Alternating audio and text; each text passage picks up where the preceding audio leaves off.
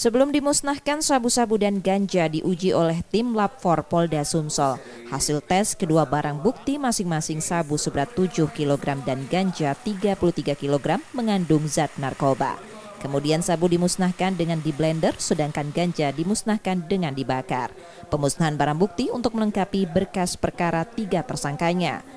Kita sudah dalam kondisi yang sangat tidak baik, di mana penyalahgunaan narkoba itu ada sampai ke desa-desa, baik itu di perkotaan maupun di perkebunan, juga pertambangan. Kalau tidak ada kerjasama yang baik, kita akan sulit memberantasnya. Kerjasama sesuai dengan perannya masing-masing. Tokoh agama melalui perkumpulan agama, melalui tausiah, melalui arahan, melalui khotbah, kemudian pemerintah daerah bersama dewan memberikan suatu fasilitas untuk pengobatan, rehabilitasi, juga mendukung lokasi-lokasi yang banyak terdapat narkotika ini agar bisa diberantas.